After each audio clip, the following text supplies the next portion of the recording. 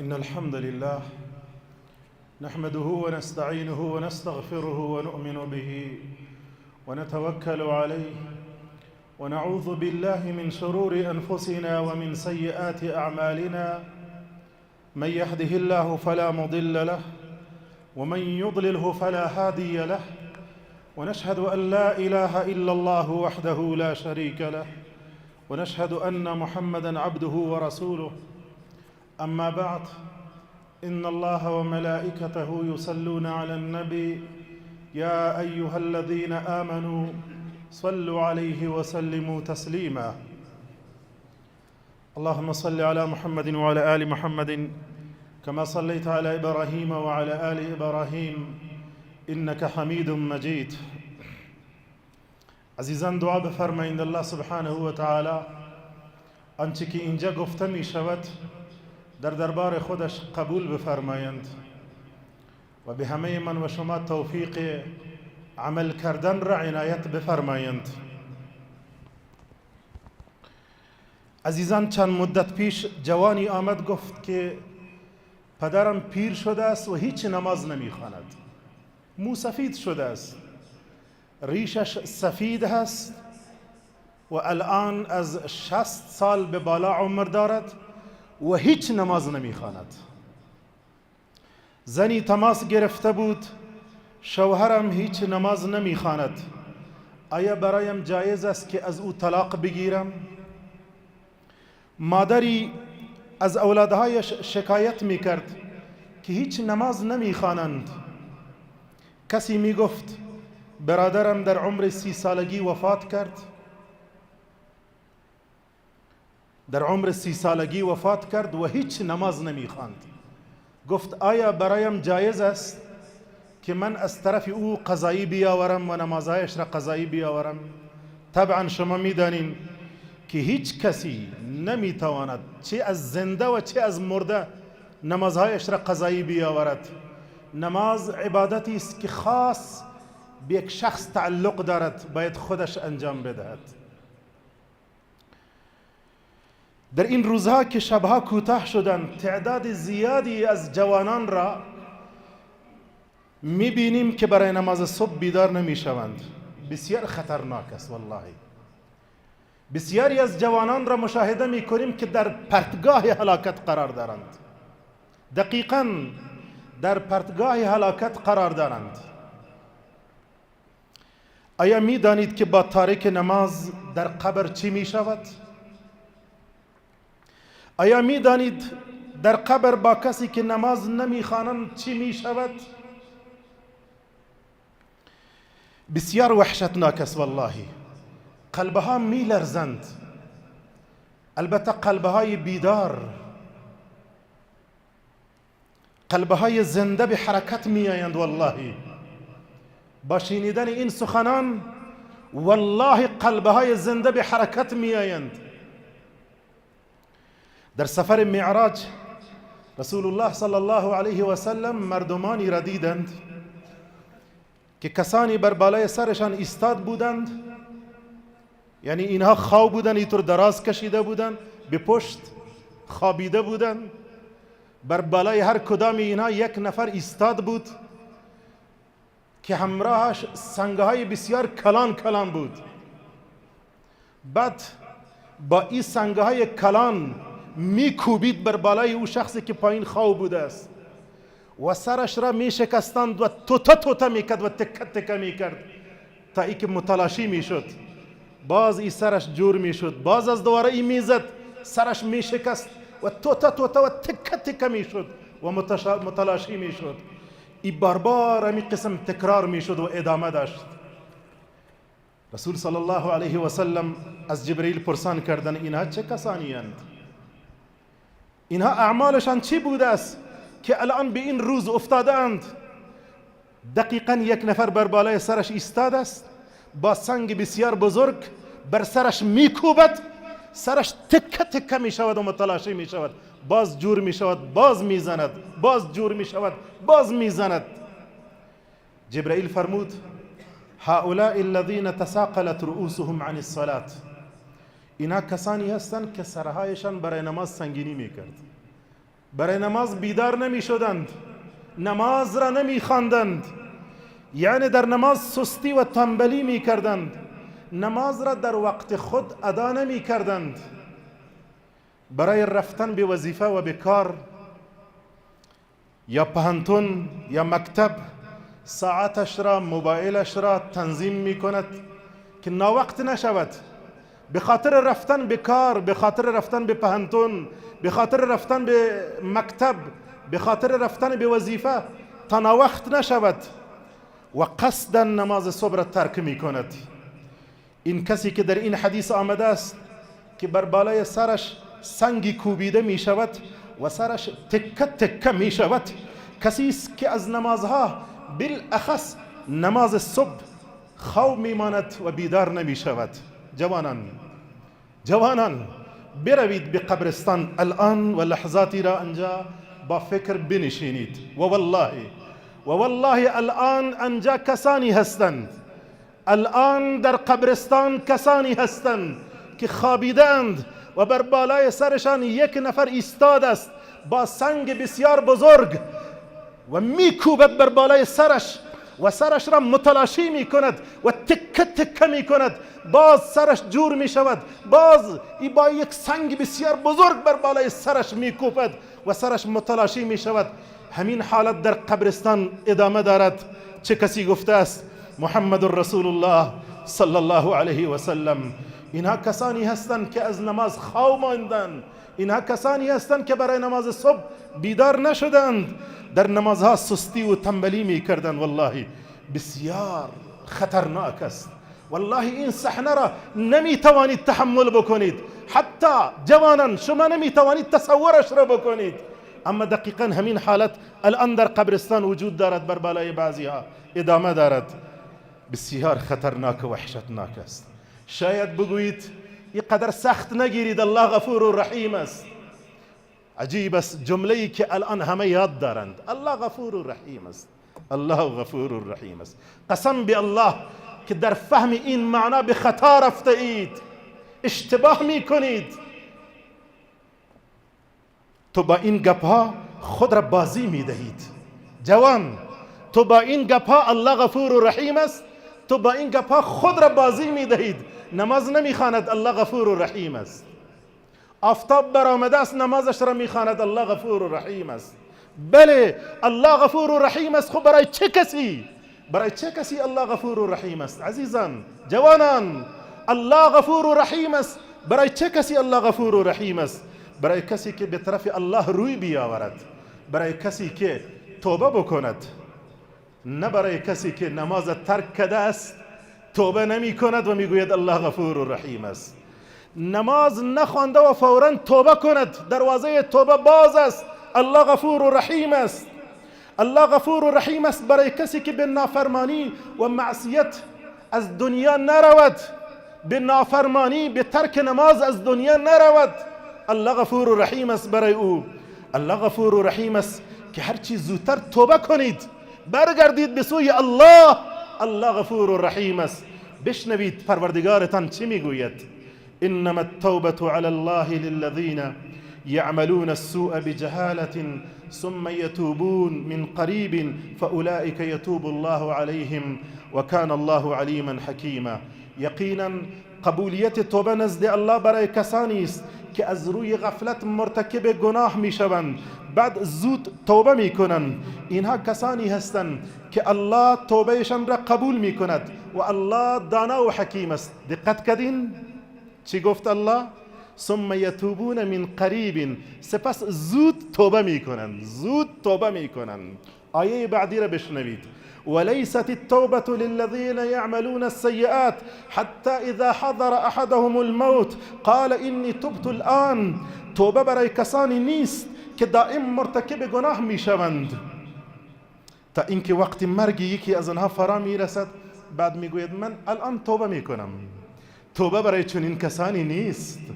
وللذین یموتون وهم کفار، و همچنان توبه نیست برای کسانی که کافر از دنیا میروند. الله در مورد اینها چی میگویند؟ اینهایی که توبهشان را به تأخیر میاندازند، اینهایی که روح وقتی که به حلقومش میرسد بعد میگویند ما الان توبه میکنیم. در مورد اینها الله چی میگوید؟ اولئک اعتدنا لهم عذابا الیما، برای اینها عذاب دردناکی را آماده کرده ایم. شکی نیست که الله غفور و رحیم است. نبئ عبادی انی انا الغفور الرحیم، به بندگانم خبر بده که من غفور و رحیم هستم. اما آیه را تکمیل کن، دنباله آیت را هم بخوان. الله چی میگوید؟ و ان عذابی هو العذاب الالیم، یقینا عذابم هم عذاب دردناک است. عذابم عذاب دردناکی است. الله عادل است، الله بر بالای کسی ظلم نمی کند. هم راه جنت را نشان داده است و هم راه جهنم را نشان داده است. اینکه کدام راه را انتخاب میکنیم اختیار خودمان است. اینکه کدام راه را انتخاب میکنیم اختیار خودمان هست. حدودی را برای من و شما تعیین کرده است و رب العالمین هشدار داده است که به این حدود نزدیک نشوین. الله میفرمایند تلك حدود الله فلا تقربوها، اینها مرزها و حدود الهی هستند، به اینها نزدیک نشوین. در جای دیگه میفرمایند تلك حدود الله فلا تعتدوها، اینها حدود و مرزهای الهی هستند، از یا تجاوز نکنین. به خطا و معصیت و نافرمانی و گناه کبیره نزدیک نشوید که عذاب است، جهنم است. الله بار بار در کلامش هشدار میدهد. نماز عزیزان علی الاطلاق از خطرناک ترین حدود الهی است. تکرار میکنم، نماز علی الاطلاق از خطرناک ترین حدود الهی است. نماز حد فاصل بین کفر و ایمان است.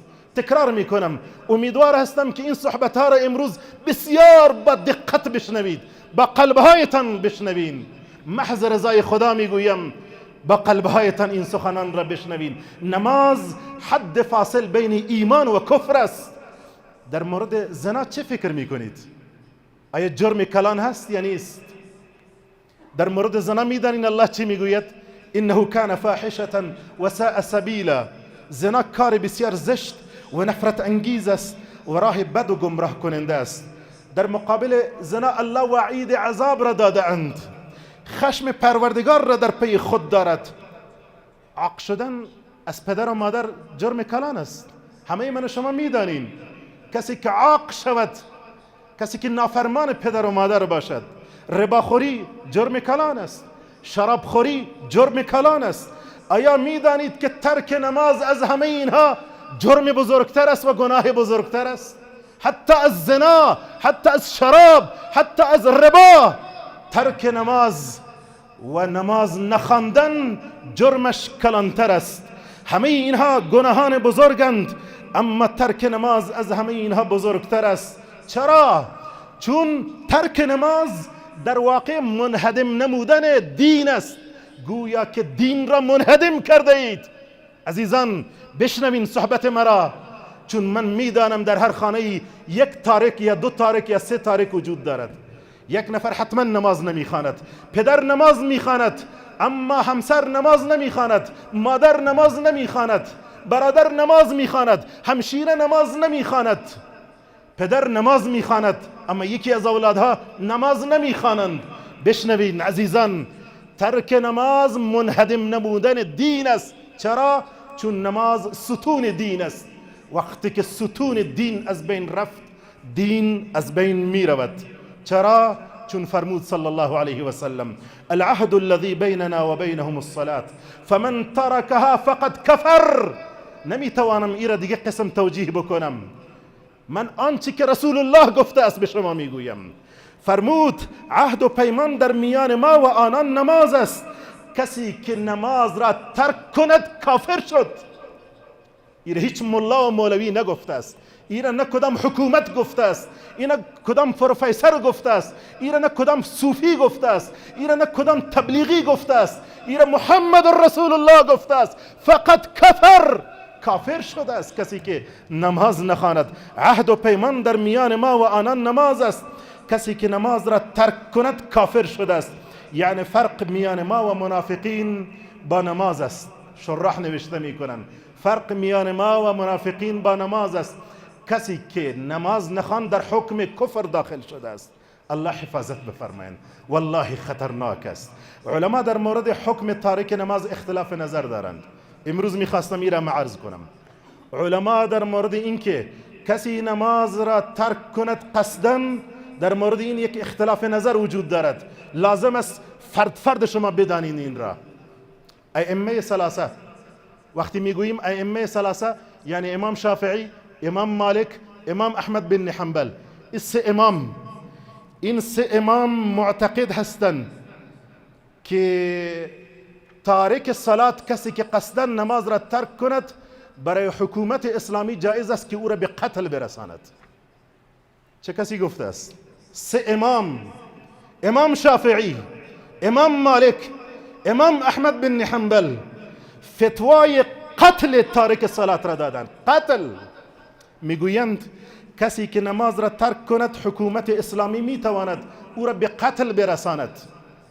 البته یک اختلاف نظر در میان ائمه ثلاثه وجود دارد، در میان این سه امام. امام احمد بن حنبل میگوید که تارک صلات مرتد شده است و به خاطر ارتداد باید به قتل برسد. امام شافعی و امام مالک معتقدند که این شخص مرتد و کافر نشده است، بلکه از روی حد باید از طرف حکومت اسلامی به قتل برسد.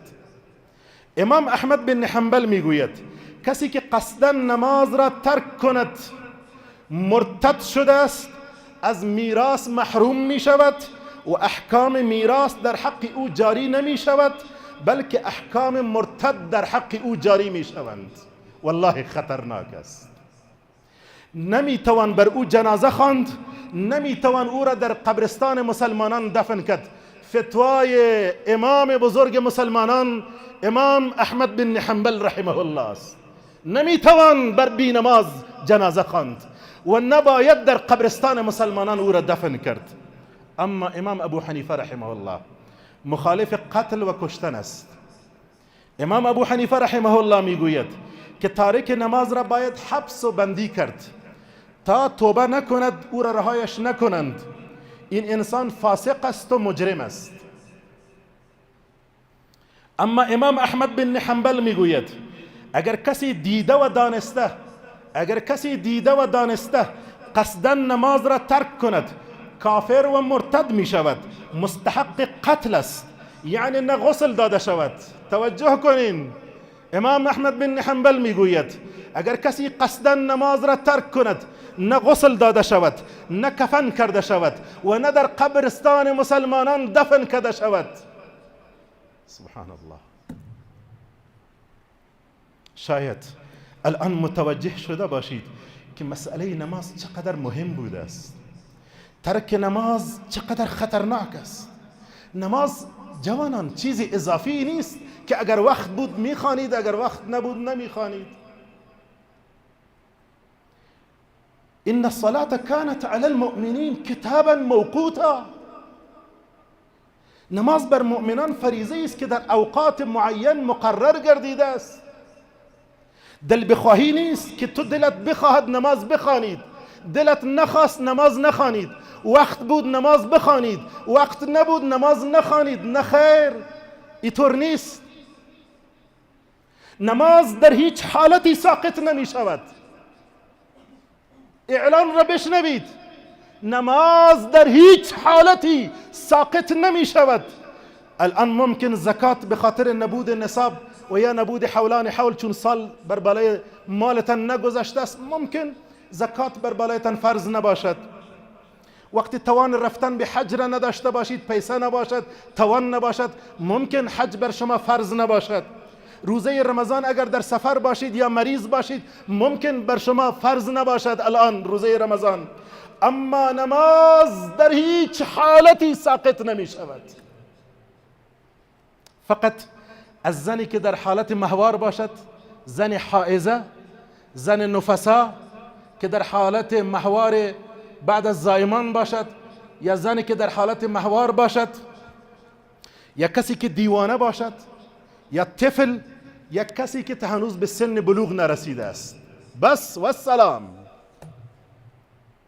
نماز حتی در حالت جنگ که در میان کفر و اسلام است، نماز ساقط نمی شود.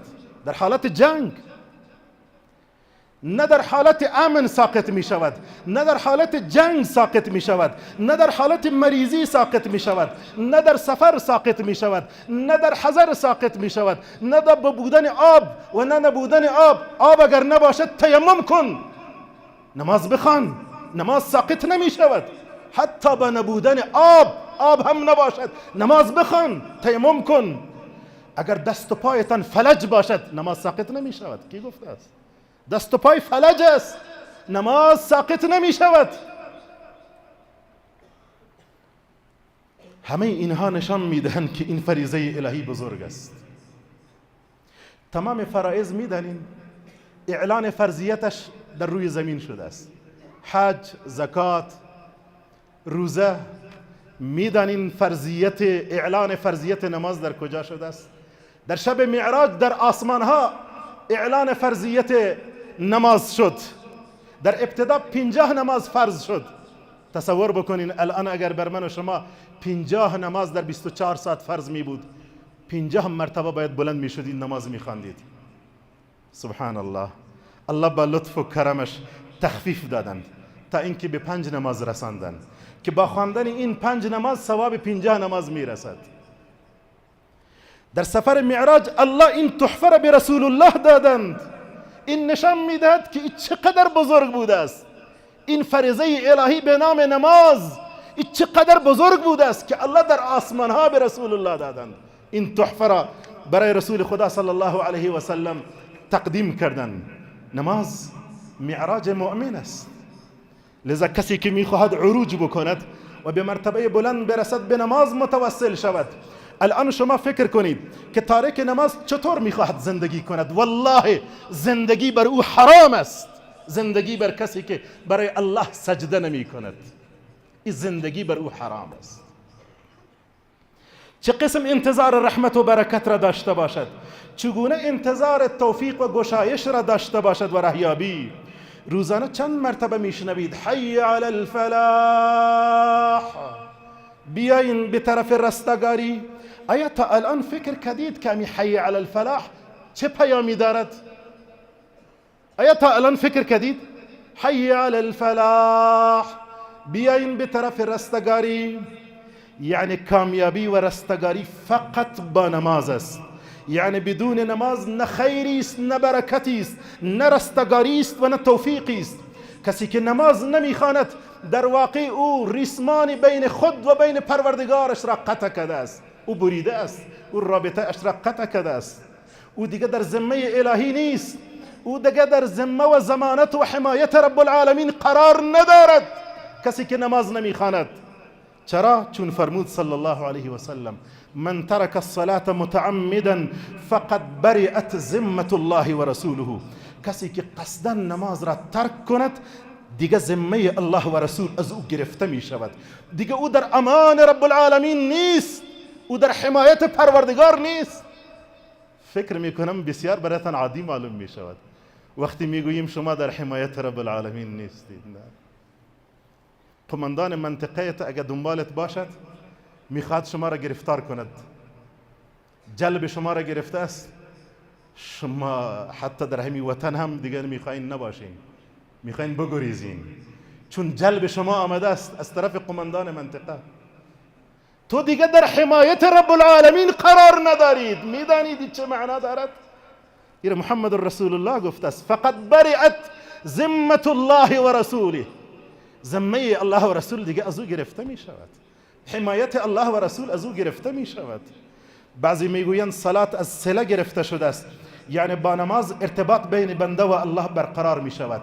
وقتی نماز نباشد ارتباطی نیست در میان شما و پروردگارت. برای کدام فریضه دیگه دیده باشید که روزانه کسی شما را صدا بکند؟ برای روزه کسی شما را صدا کرده است؟ برای زکات کسی شما را صدا کرده است؟ روزانه کسی شما را صدا می کند؟ برای حج کسی شما را صدا می کند؟ اما برای نماز روزانه 5 مرتبه صدا زده می شود حی علی الصلاة، بیاین طرف نماز، جمع شوین. روزانه 5 مرتبه برای نماز اعلان می شود. اگر رئیس محل کارتان رئیس کدام اداره که شما انجا وظیفه اجرا میکنین، اگر خبر روان بکند فلانی امروز اجتماع است و جلسه است، حضور پیدا بکنید و شما بگویین که من نمیتونم بیایم و نیایید. بار دوم خبر روان بکند، بار سوم خبر روان کند، بار چهارم و پنجم خبر روان کند فلانی اجتماع است، جلسه است، جمع شوین همه ایتان. اگر شما نروین چه اتفاقی رخ میدهد؟ ولله المثل الاعلی. و الان شما روزانه 5 مرتبه صدا زده میشوید حی علی الصلاه، بیاین طرف نماز، بیاین طرف رستگاری، در حالی که تو فقط برای عبادت خلق شده اید. و ما خلقت الجن والانس الا لیعبدون. جن و انس را نیافریدم مگر برای عبادت آفریدم. تو برای عبادت آفریده شده اید و روزانه 5 مرتبه صدا زده میشوید که بیا طرف نماز، و الان تو اجابت نمی کنید. تارک نماز با الله و رسول خیانت می کند. والله تارک نماز عهد و امانت را خیانت می کند. تارک نماز به تمام معنا خائن است. تارک نماز به تمام معنا خائن است. دین روز خبر دختر جوانی را از کشور اردن، از کشورهای عربی جای خواندم که بعد از گذشت 3 ماه از عروسیش با همراه شوهرش خلع می کند. خلع ایرا میگویند که یک زن به شوهر میگوید من این قدر پیسه میتم مرا یله کن، طلاق مرا بده. بعد از این که بسیار زاری می کند، نصیحت می کند که فلانی نماز بخوان، اما بعد از گذشت 3 ماه متوجه می شود که قطعا شوهرش نماز نمی خواند. دعوای خود را پیش محکمه مطرح می کند، به محکمه می کشاند و انجام مسئله خلع را مطرح می کند پیش روی قاضی. می گوید این قدر پیسه میتم مرا یله کند، من نمی خواهم با امرأی زندگی کنم. پیسه میته، طلاق خود می گیرد. این جوان اردنی، این دختر جوان اردنی، و این نشان از عمق ایمان این دختر است. آفرین. اگر جوانان ما این کار میکردند، اگر همشیرهای ما این کار میکردند، دیگه کسی جرأت نمیکرد که این نافرمانی را مرتکب بشود. چون صحابه میگوید در زمان رسول الله هیچ چیزی را ما کفر نمیدانستیم آنقدر برای یک مسلمان که ترک نماز را کفر میدانستیم. اصلا باور کسی نمی آمد مسلمان باشد و نماز نخواند. تارک نماز خائن است و والله او به الله خیانت می کند. او پروای پروردگار خود را ندارد، پروای مخلوق را چگونه داشته باشد. اگر بگوییم فلانی شرابخور است، سودخور است، چقدر زیاد احساساتی می شوید. فلانی شرابخور است، سود می خورد، من همراه او وصلت کنم، من دختر خود به او بتم، من همراه او معامله کنم، من همراه او شراکت کنم، او شرابخور است، او سودخور است. احساساتی می شوید نه؟ اگر بگوین نماز نمی خواند، خیر است، الله هدایتش می کند. زیاد مهم نیست، او قدر عادی است. مسئله نماز نخواندن الان در جامعه اسلامی که من و شما زندگی می کنیم یک مسئله عادی شده است. بترس از تارک نماز، بترس از تارک نماز که گرگی است که تو آن را در خانه نگه داشته اید و هر آن احتمال ای را دارد که بر بالایتان حمله کند. دیده شده است بعضی ها الله و رسولش را دو میزنند، الله و رسولش را دو میزند. اطرافیان برای اطرافیان یک چیزی عادی شده است، میگه دیوانه است دو میزند. اما اگر همین شخص پدر و مادرتان را دو بزند، والله خون به پا می شود. پدر و مادر مرا دو زدید، اما او الله و رسول را دو میزند. عادی شده است مسئله. فلان جوان گپ فلان موسفید را نکد، فلان حاجی صاحب، فلان رئیس صاحب، فلان امیر صاحب. مردم خفه می شوند. تو چه قسم جوان هستید؟ نه پیر می شود، نه خرد و نه کلان. حرمت کلانها را نگه نمی دارید، گپ فلانی را گوش نکدید. اما روزانه می بیند که این جوان الله را نافرمانی می کند، هیچ کس خفه نمی شود. یک مسئله عادی است. اما اگر از کسی از مخلوقی نافرمانی کرد و گپش نگرفت، همه خفه می شوند. تو چرا خرد و کلان سرت نمی شود؟ چرا از فلان موسفید مخالفت کردید؟ چرا گپ فلان موسفید نگرفتید؟ اما او از الله مخالفت میکند کسی پروا ندارد. برای اطرافیان یک مسئله عادی است.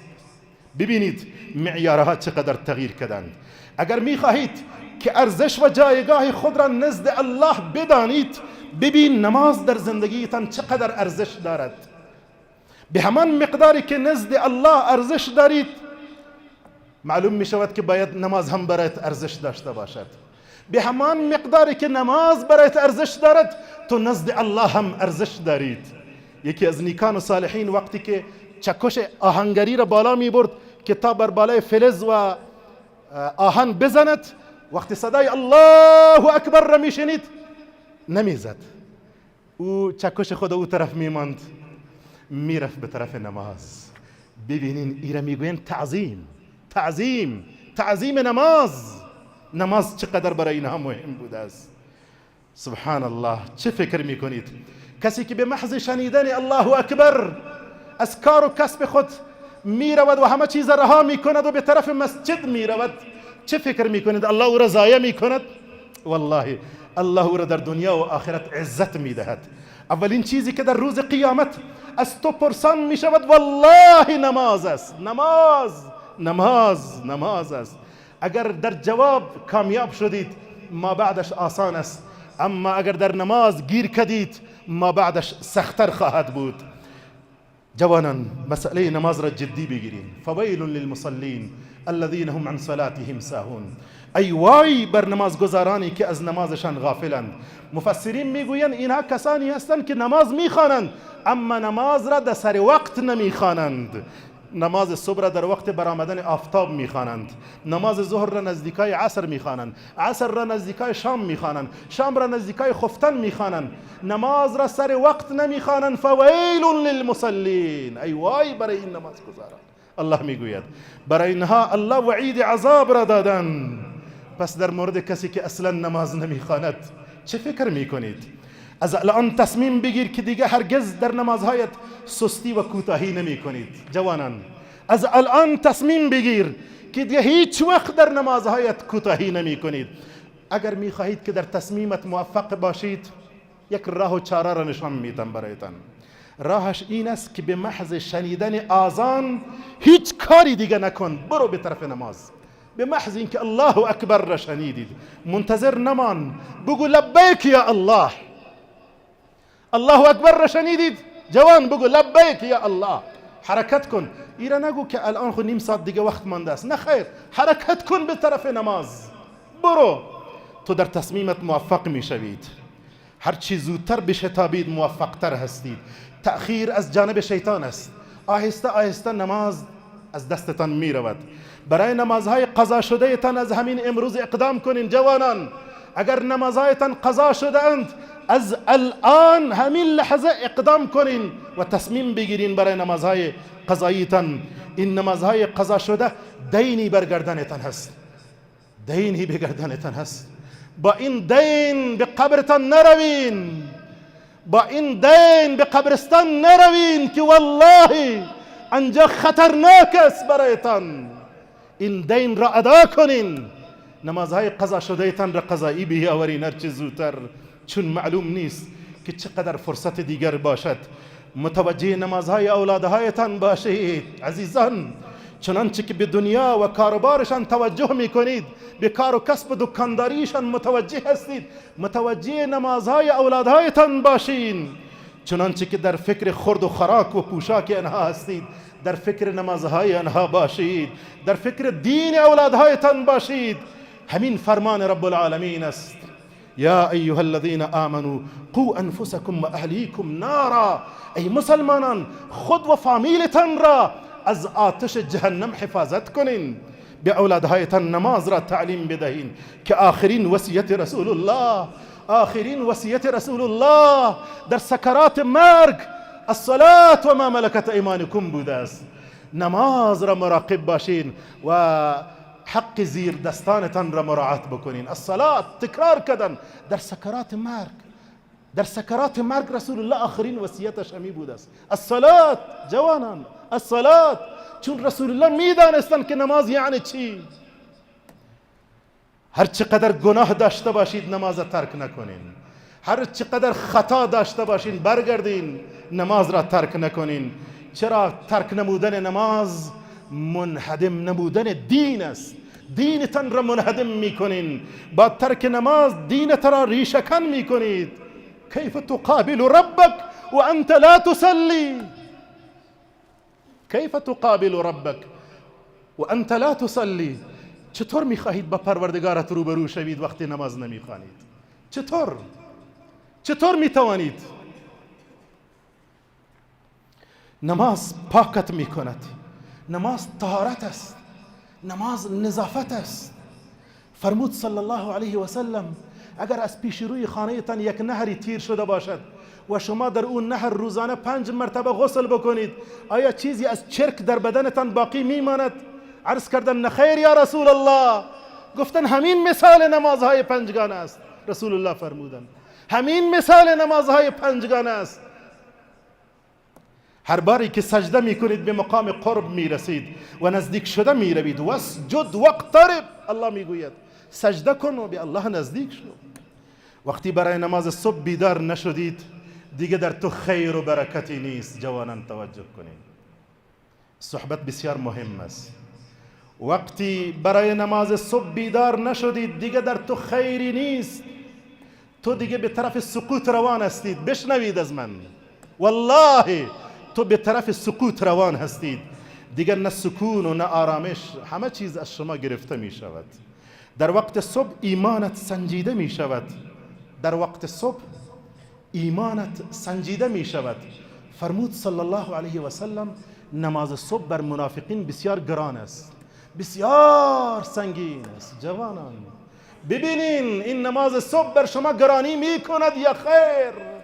نماز صبح بر شما سنگینی می کند یا خیر؟ محبت، ایمان، صداقت هنگام نماز صبح معلوم می شود. مسلمانیت در نماز صبح معلوم می شود. ببینید در نماز صبح چند نفر در مسجد حضور دارند. ببینید تعداد محدودی که الله آنها را برگزیده است، انتخابشان کرده است و در مقابل خود آنها را برای نماز صبح بیدار می کند و به مسجد می کشاند و آنها را در مقابل خود ایستاد می کند. اگر اعلان شود که ساعت 2 بجه شب از طرف فلان مؤسسه خیریه فی نفر 1 دانه $100 داده می شود، والله طفل که در گهواره است بیدارش می کنید، او را بیدار می کنید که $100 را از دست ندهید و الان تو جنت را از دست می دهید. تو با جنت داری معامله می کنید، می دانید چه خسارتی را مرتکب شده اید.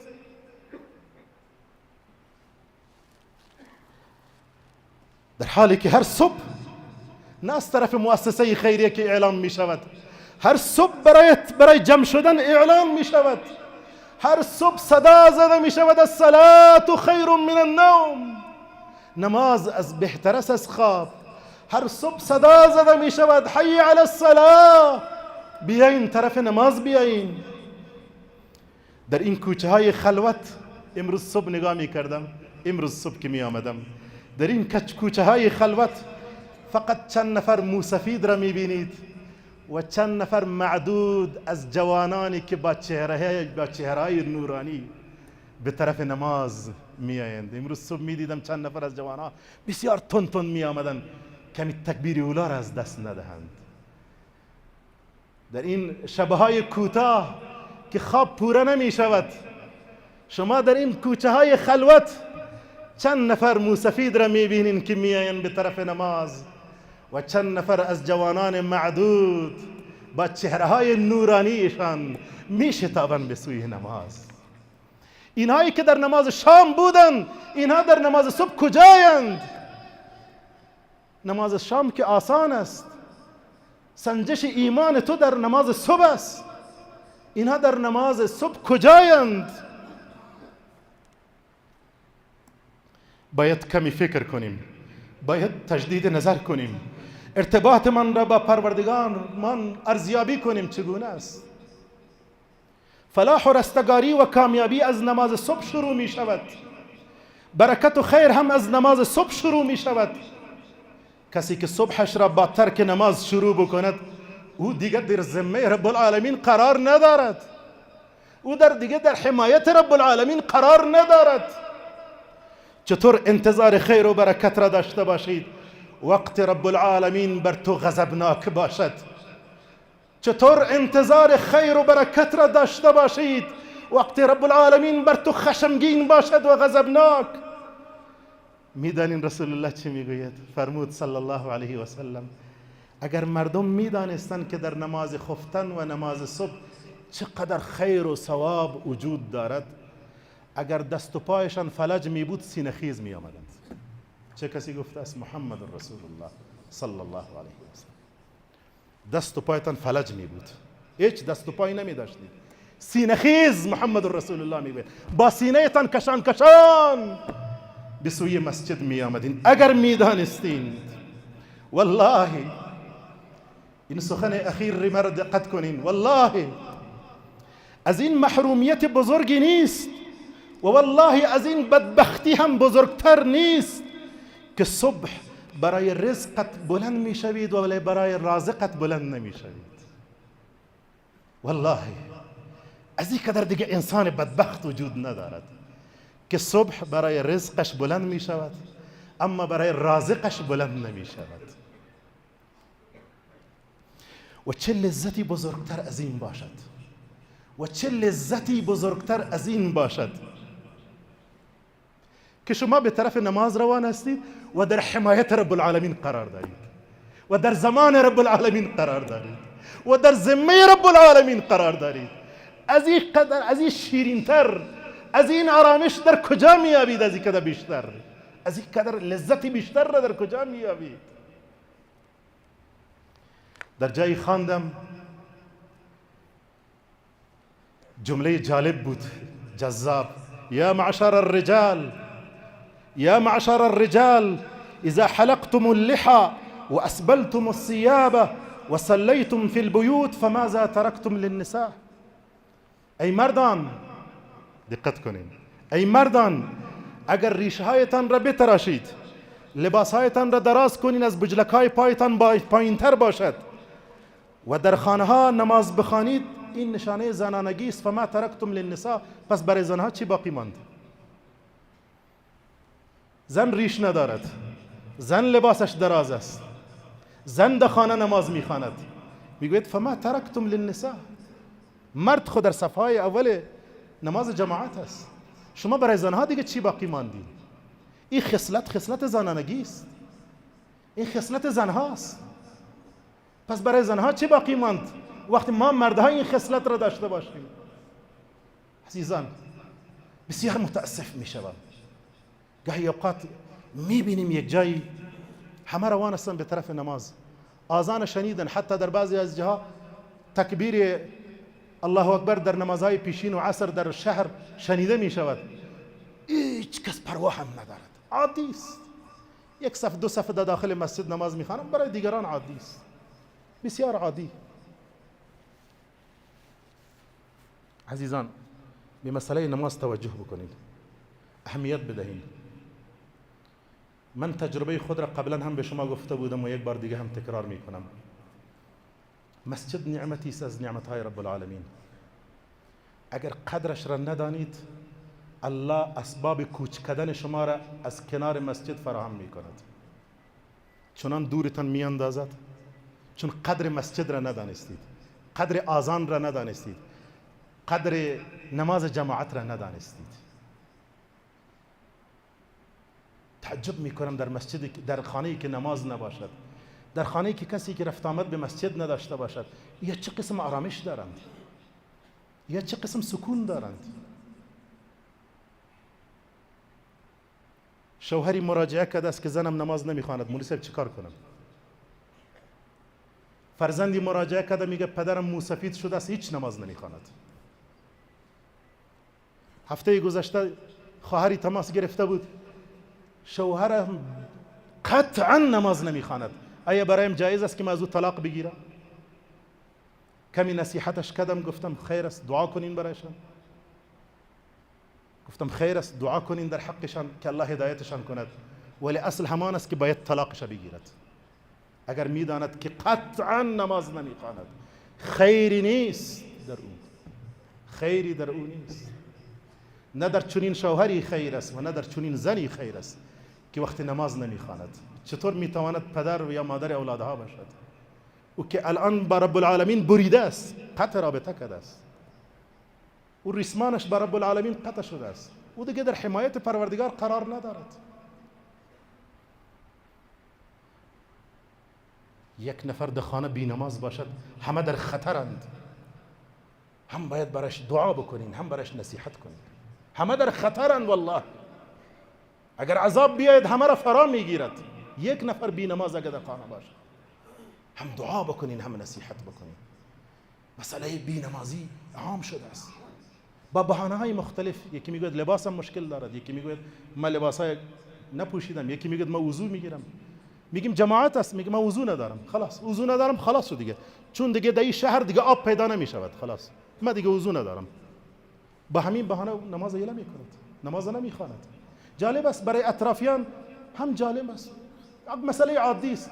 موتر شما را جور میکند، شما امرش معامله میکنین، چیزی از او میخرید، او نماز نمیخواند، میگه مشکل خودش است.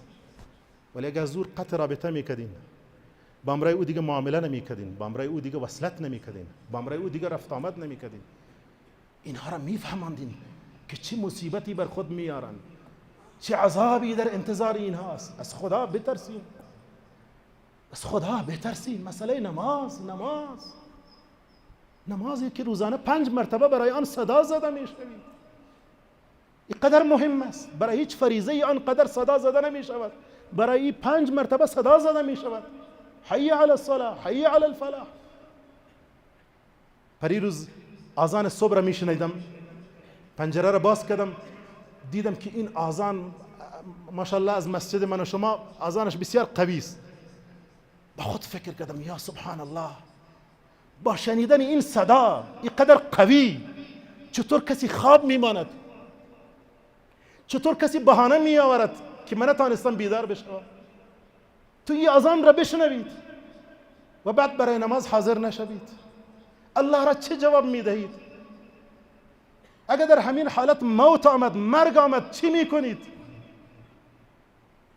لذا هم دعا نیاز هست و هم تلاش. هم دعا بکنیم برای این کسایی که نماز نمیخوانند و هم باید تلاش بشود.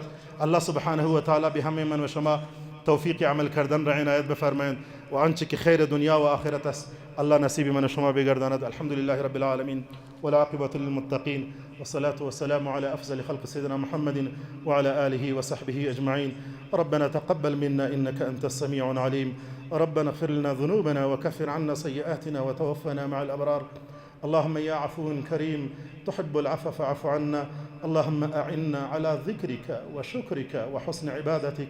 لا إله إلا أنت سبحانك إنا كنا من الظالمين. وصلى الله تعالى على خير خلقه محمد وعلى آله وصحبه أجمعين. آمين برحمتك يا أرحم الراحمين.